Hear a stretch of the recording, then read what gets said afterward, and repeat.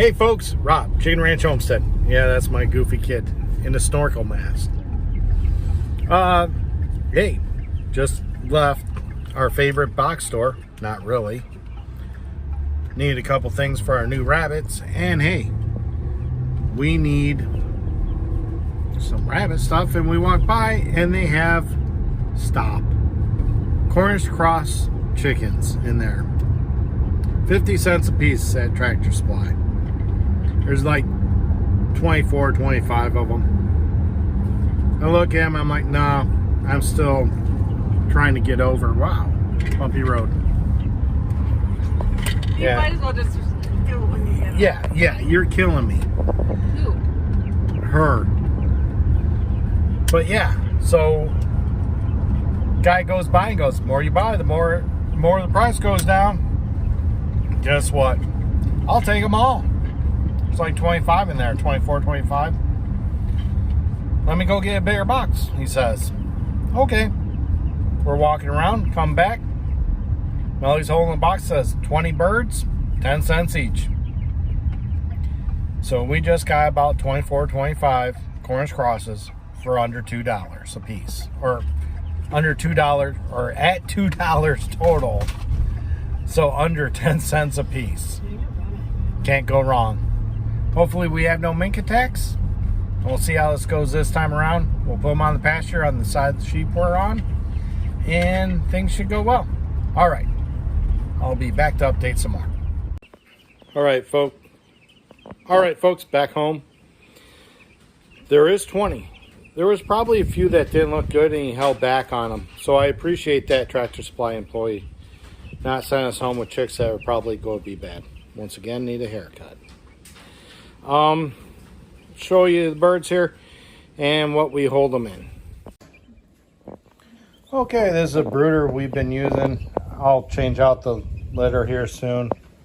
These guys are clearly feathered out somewhat on the wings, so I'm putting them about 2 weeks old, especially for their size. We use these tubs, and here, I'll get down here. We use the Tough Stuff Products 75-gallon tubs. And we can use those for other things. We can use them for waters. They have a nipple in it, but we like them. We get them for like $68 at Farm and Family. Family and Farm. I think it's Farm and Family. They have one in Meadville. There's a couple in Ohio. That's what we get. So, 20 birds, 10 cents each, $2. Basic math, folks. I lost a total of 40 earlier in the year. Yeah, that was hard. That was real hard. And it ended up being about 36 through the mink attack. We lost a few along the way, and that's fine. You expect a loss or two. These guys here, $2 total. We'll put them out in pasture probably next week. I will be feeding them the food that we have. We have an 18% feed. It's a little bit lower than a grower feed. Grower's about 20%. They say put it on Chickstar at 24%. All I'm going to do is end up growing them out a little bit slower. Instead of 7 weeks, they're probably going to be 8 to 9 weeks. If I have to pick it up, I'll pick it up and I'll put more protein to them and we'll get some increased weight on them. I can also not pull food at night and let them eat through the night too if I want.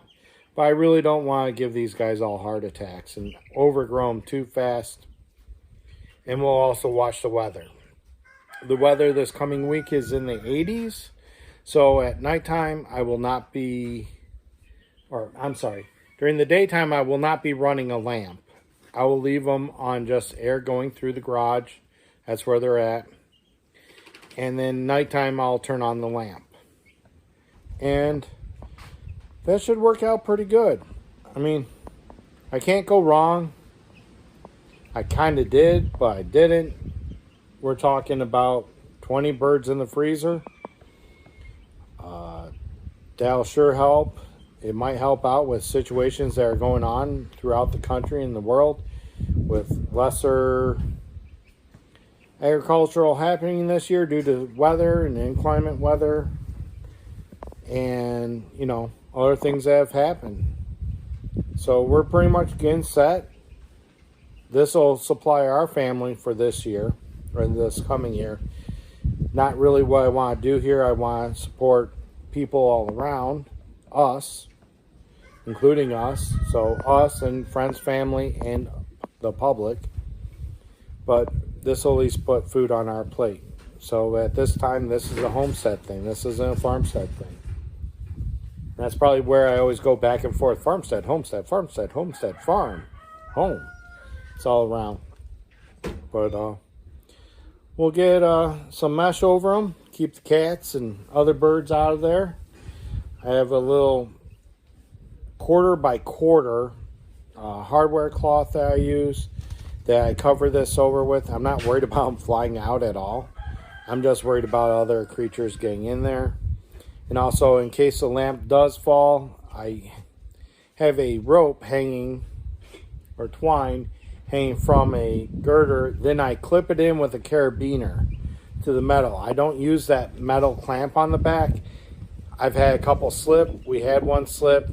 How we didn't burn down a chicken coop, I don't know.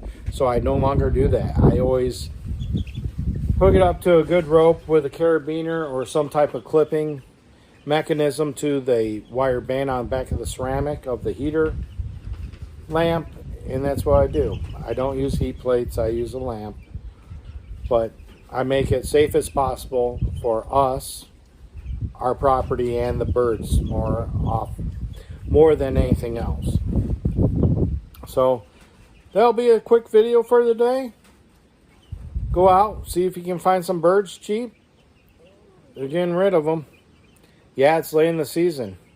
We're pushing it. We're pushing weather. But if weather holds out and stays above 50 for, I don't know, another 6 weeks, we'll be all right. It does get kind of cold at night, but we have plenty of shelter inside our chicken tractor. And I can also throw some straw in there at night, and we'll be doing pretty well. I will end up running these guys out on pasture where the sheep were, and we'll go from there. All right. Remember, like, share, subscribe. Help me get to 25 by the end of the year, and I will see you on the next one.